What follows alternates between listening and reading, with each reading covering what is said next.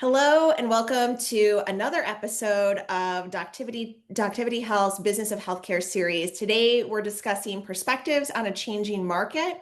Today we're going to be talking a little bit more about the rapid shift in priorities and business strategies that health systems and hospitals are facing are encountering in the face of rising financial headwinds. To discuss these challenges and some of the solutions that they are using to create a positive impact, we have two healthcare leaders joining us who are ready to share their experiences and insights today. Please welcome Dr. Michael Sook, the immediate past chair of the AMA Board of Trustees and the chair of the Joint Commission Board of Commissioners, and Sean Baxter, SVP of Health Systems at HealthGrades. Welcome to you both. Thank Thank you, you. Courtney. Here. Before we dive in, would you both like to just give a brief overview of who you are and what you do? Sure. Go ahead, Sean. All right. Yeah, Sean Baxter with HealthGrades. I've been here about 16 years, and I oversee all of our health system business and client services. Great. And I'm Michael Sook. I'm an orthopedic surgeon and a former healthcare executive at Geisinger Health System. And as you mentioned, advocate and public health servant. So thanks. Yeah, thank you both for joining us. So I think a good place for us to start are what some of those market dynamics are and what shifts we're seeing in healthcare. Sean, you're on the front lines of conversation around the changing headwinds in the healthcare market.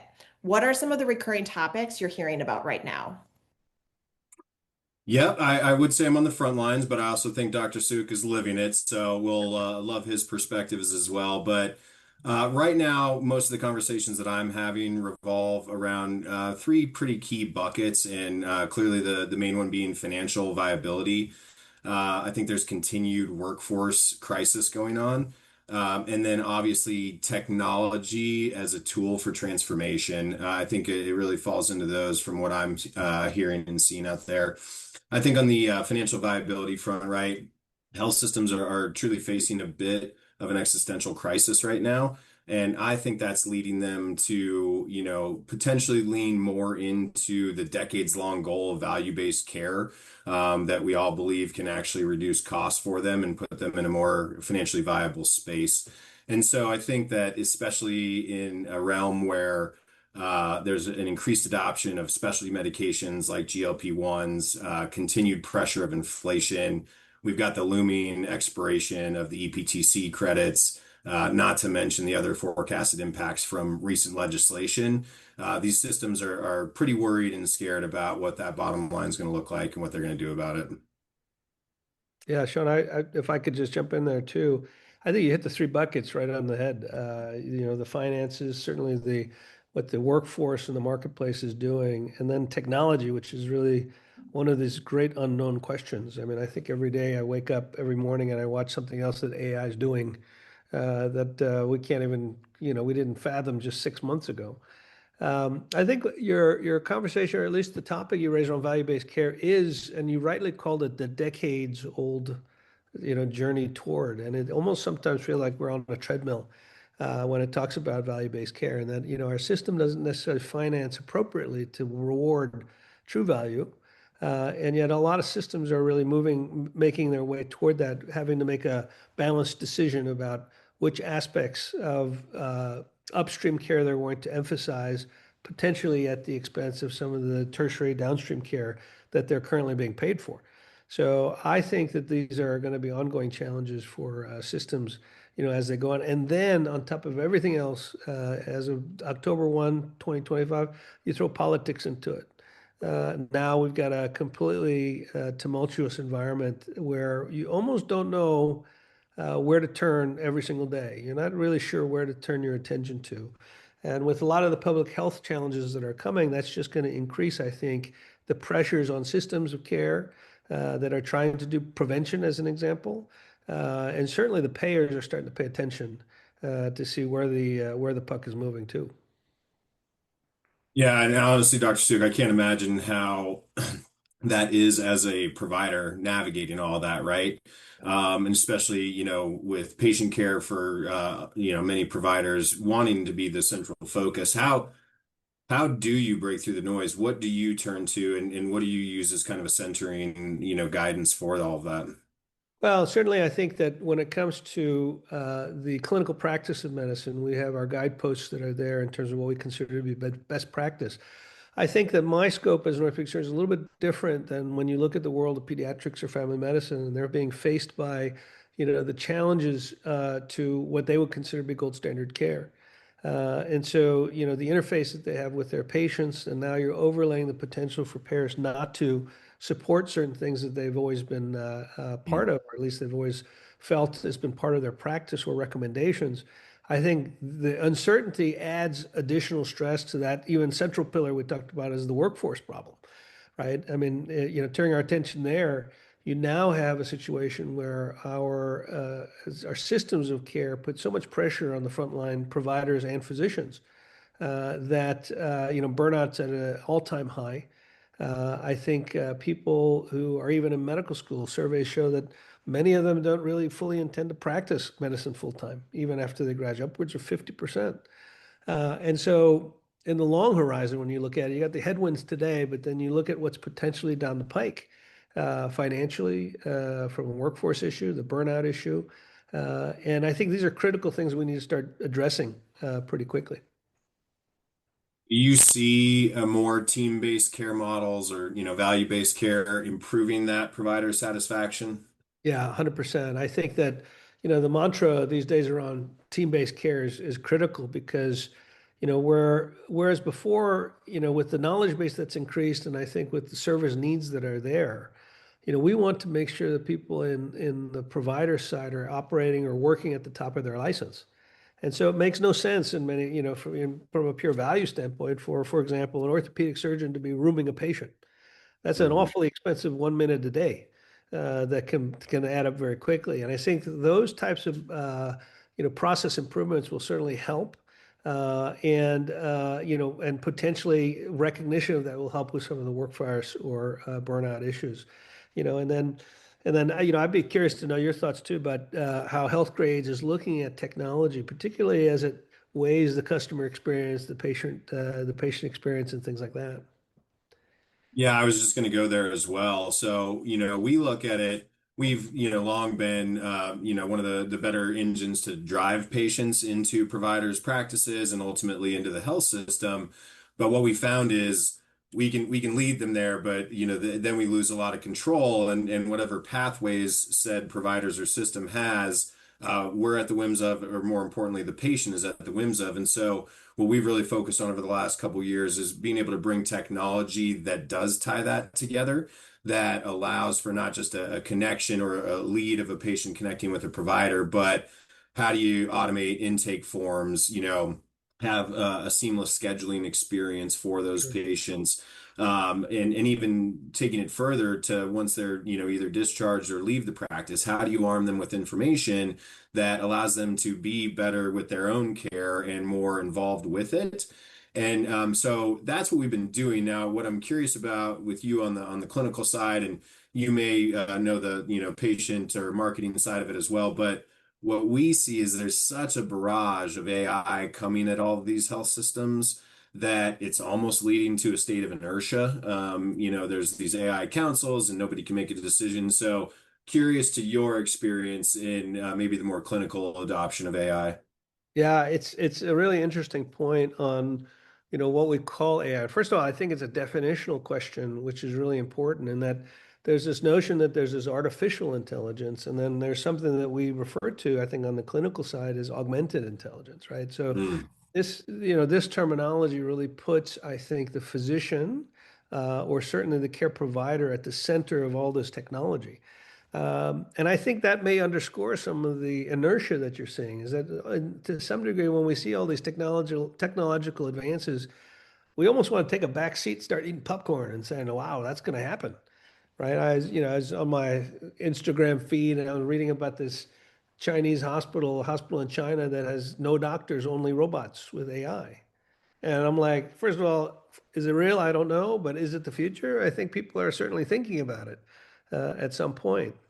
And I think that the to your point about technology and its potential to increase efficiency, I think it's really important also to make sure you keep that human centeredness to it too, because making an appointment with a physician should be as easy as making a restaurant reservation, right? We believe that. But at the end of the day, it's different, right? Because you may want to have that one particular waiter. You may want to have that one particular dish served a certain way. And that's where medicine becomes a little different. I think it gets more complex.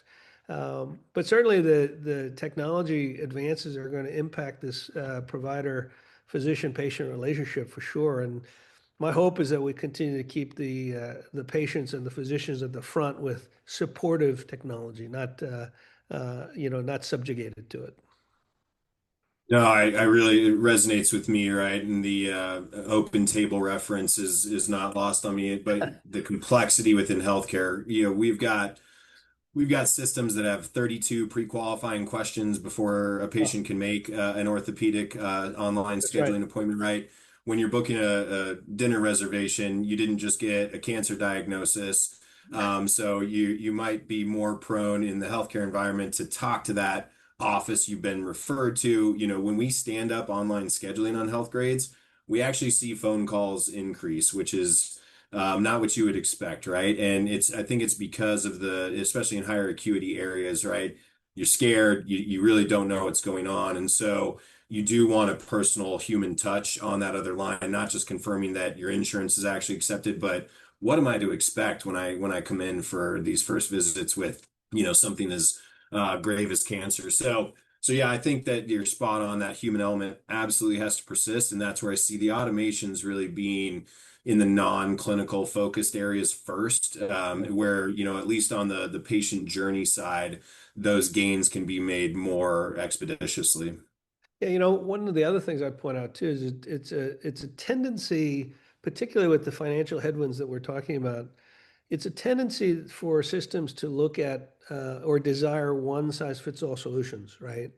So what they hate more than anything else is that here's a solution that's great for orthopedics, but it doesn't work for pediatrics, so we'll buy two. Instead, it falls into that category of one size fits no one type of thing, right? And ultimately, it gives you a very good median experience. And I think what we're going to struggle with in the future is going from this idea of a median experience to trying to be superlative in the things we need to do. And that gap is where I would love to hear and see where HealthGrades can help fill that gap. Because you're right, maybe for 80% of the oncology patients or routine appointments, they can go through a, open table type experience and be fine. But how do we, carefully cultivate a bespoke way, the 20% that really need something extra and make that as seamless as possible? And so I have some thoughts, but I hope the future looks more like that than anything else. I would agree on the hope, and I just guess we see some areas where this is handled very well, right? You have some mid-levels that can actually take these initial phone calls, so you're not tying up, any surgeons' times or things of that nature. But bringing again that human element to the folks, the 20% that might need it the most, while diverting and effectively limiting time spent on any phone calls or things like that for the stuff that just doesn't need to have that human element. Directions, script refills can all be, can mostly be automated nowadays. So I think that's how you do it, right? You you figure out the low-hanging fruit that doesn't impact the patient care, especially for some of the most, critical or, newly diagnosed folks, and ensure that the other questions that again just barrage the practice with and or the access centers, by bringing that automation to light first and foremost. Yeah, yeah, and I think we're on the same page there, and I think we're on the road. I think the road is very wide though at this point, and as we get to more bespoke solutions, it'll be interesting to see how it plays. I think the other thing that it raises too is I think I think most systems feel like they understand their markets really well. But I would say there's probably a lot of education that needs to go on there too, in the sense that, we have a very weatherman approach to kind of understanding markets. There is a need for GYN services over here, Mhm. right? There's a need for orthopedics in that, 3 zip codes. And I think that that level of, getting to the degree of granularity around those things is, I think, not just good from the financial side, right, as we are currently being reimbursed, et cetera, but it's also actually good for the patient side. Because I think, as a two-way street, the patients now may have a better sense of where they can fulfill a need, not just a hospital health system going through saying, I have something I can do for you, but actually matching those things together. And I think that the HealthGrades and potential with its partnership, I think is in a good position to do something very good there.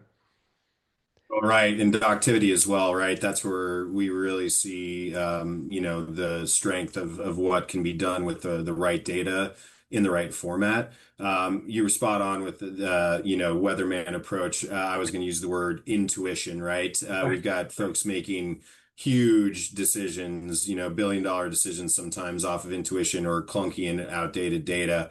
Yeah. And so I do agree that that's, critical for the actual viability of these systems. But to your point, right, that means that the patient experience becomes so much better through that. Yeah. Yeah. And I think if I just speak, even at another level from, the internal leadership perspectives at many health systems, data is really important, right? Because oftentimes, opinion and anecdote tend to rule the day on, as you point out, sometimes the billion-dollar decisions. And, that data has to be actionable. And I think it ultimately, needs to be able to, outcomes need to be tracked to it. And so I think that, I think that, the scary part is that we're going to learn everything about everything. But the less scary part is what you do with it. And if you can use it in the right way to help steer good decisions, um, I think that's kind of the holy grail for where healthcare needs to go. I think we're still on the first question, Courtney. So I don't know if that was intended or not, but I wanted to just see if we were in line with what you were hoping for there. Yeah, no, I think you guys actually are starting to move beyond the first question, which is Yeah. great. I'm happy to just take the conversation wherever you guys want to go. I think that some of what you're talking about is technology driven. Some of it is not. Some of it's human driven.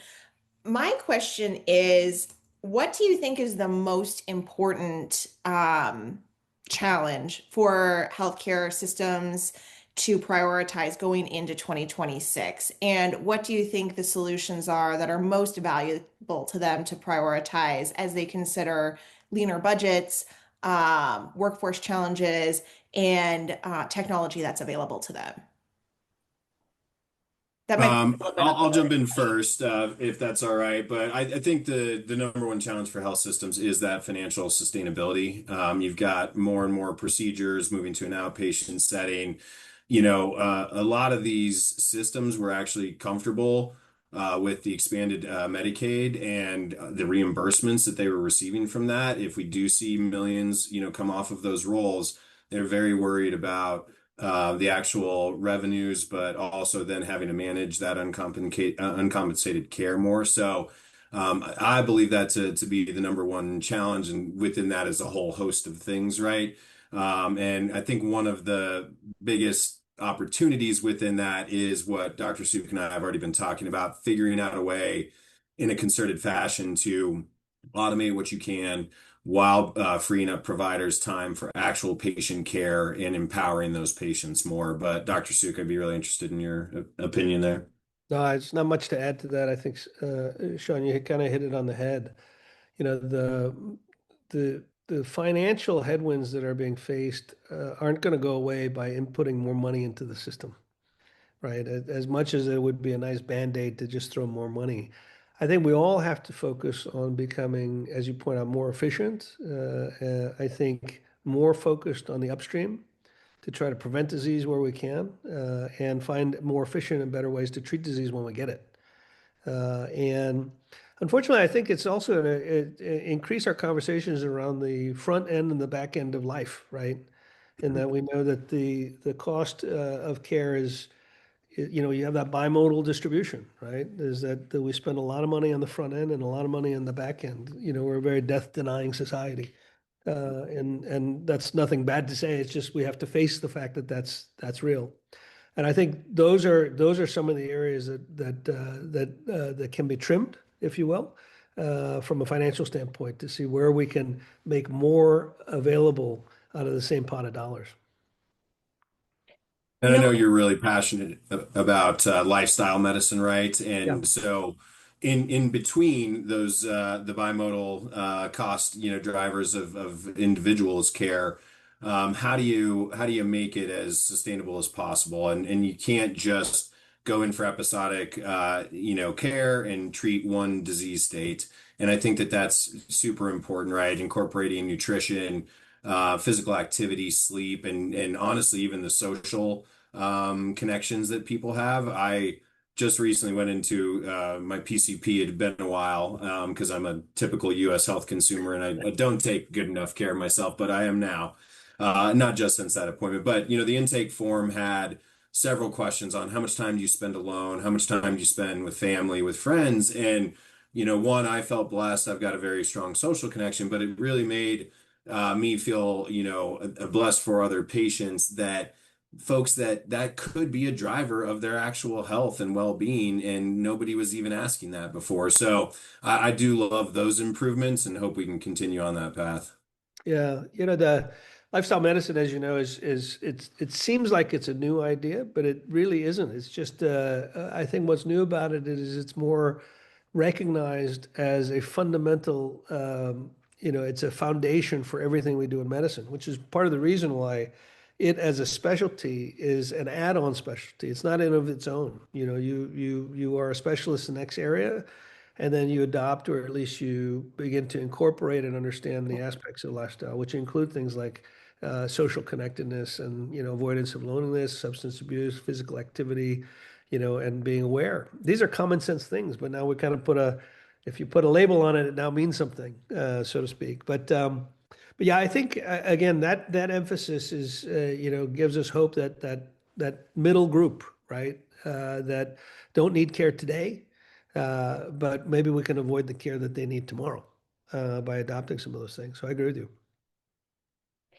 Yeah, pivot, or make it less extreme when that does occur, right? And to your point of we're a culture that is anti-death, if you will. I do see some strides very, needing to happen in that realm also, and folks understanding that, extending life another 5, 10 minutes or, 5, 10 days at the cost of that individual's well-being, not to mention the exorbitant cost of what that takes, would be a huge benefit for all of us culturally, but I'm not sure how easy that shift will be to make either. Yeah. pivoting back to the conversation on the financial headwinds, kind of being the priority for a lot of health systems and hospitals this year. Dr. Sook, I know you've used Doctivity to drive some of your decision making in some of your roles that you've been in the past. How would you recommend that other health systems and hospitals use that tool to their advantage if they're looking to combat some of these financial headwinds going into 26? Yeah, thanks, Courtney. I actually may have alluded to it earlier when we talk about understanding markets, right? So, for me, the utility of ductivity and helping to understand where our musculoskeletal market, was within Geisinger was as granular as I know the particular family physician who's referring patients to X, Y, and Z. And it wasn't so much in my mind used so that I could go speak to that doctor and say, you better send him to me. But it was more so from what Sean's been talking about to really get market understanding of what is it that they don't like about me or my department?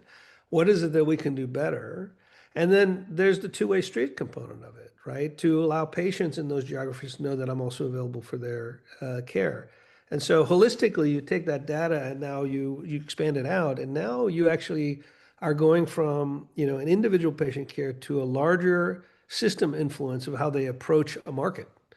And so, from my perspective, it started out with this I got to understand where these patients are going to a much higher level approach of, man, maybe we didn't understand the market as well as I thought. right? Because of that input, that first line reflection by people you're talking to. Why are you sending patients otherwise? And I say, well, I call central scheduling and I get put on hold for 25 minutes. Right. Well, that had nothing to do with me as an orthopedic surgeon, but it certainly educated our central scheduling. Right. Or I never hear back from, the post-op visit, even though I'm not a doctor who's within your system. I never get a note back. Oh, that never crossed our minds.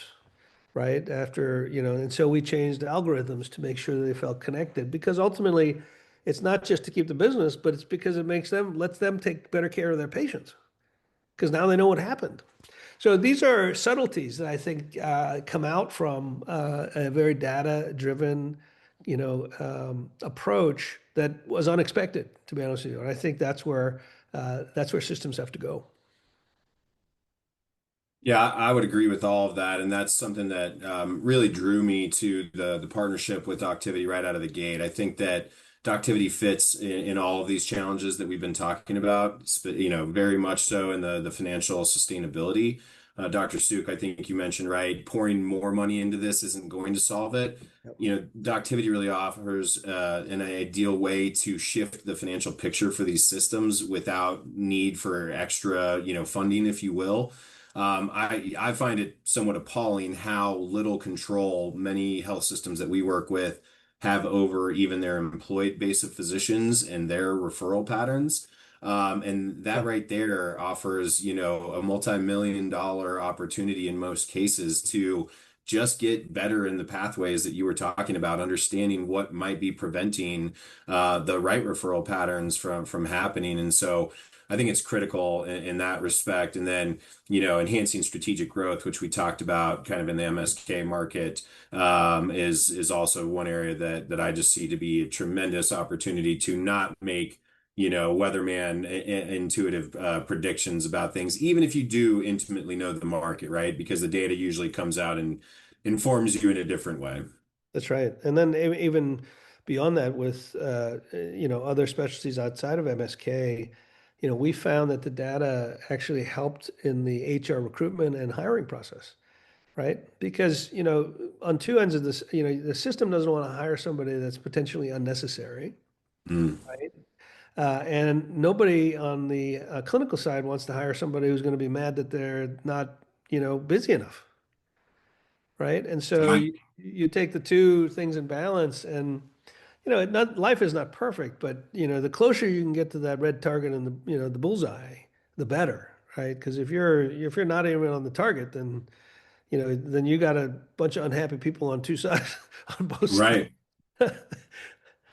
I was just going to say a productive provider is typically a much happier Much provider. happier. And when you can show them that you have the tools to make them productive much quicker, obviously I can see that helping immensely in recruitment. Yeah. I think that solves two of the challenges then that you both mentioned, the financial and the workforce challenge. It contributes to the solution for both of those. So it's one more win in the corner of activity when we're talking about spending money on technology that can help you improve revenue and also improve onboarding and recruitment. Yeah. Exactly.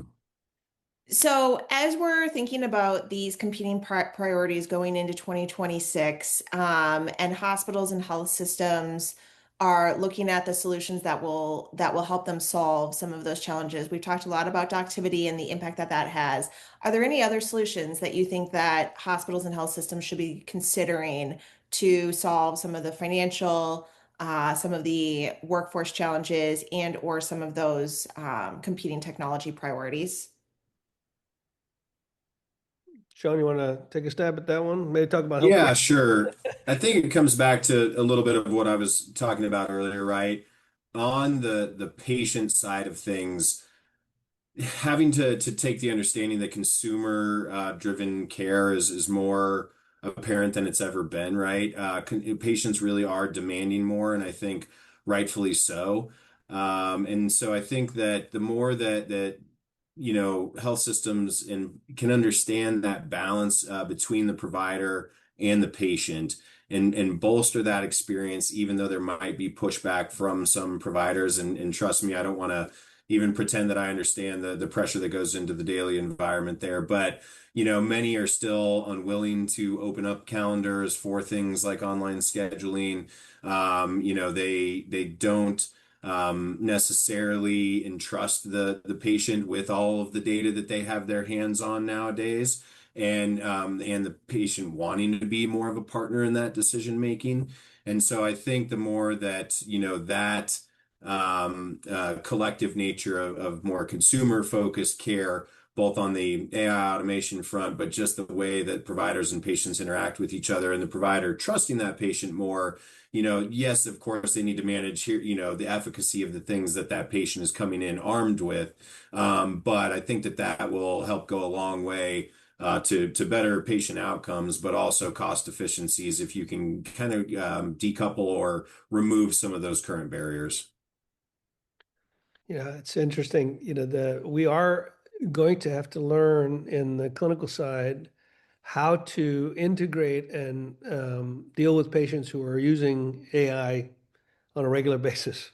It used to be Google was the status, the hallmark of someone using technology. Dr. Google would come in. It's just, I mean, it is 100 times more complex than that now. Patients are coming with complete treatment plans and operative notes, pre-planned operative notes. This is why I want you to do my surgery. Okay, sounds good. Uh, Wow. and and I think the interesting thing is the way I see it is not as a negative in the sense that people are coming in with more knowledge, maybe more understanding, not necessarily the deep understanding they need, but certainly more understanding of kind of the larger picture. But what's really interesting is it allows physicians like myself and others to then expand the scope of conversation.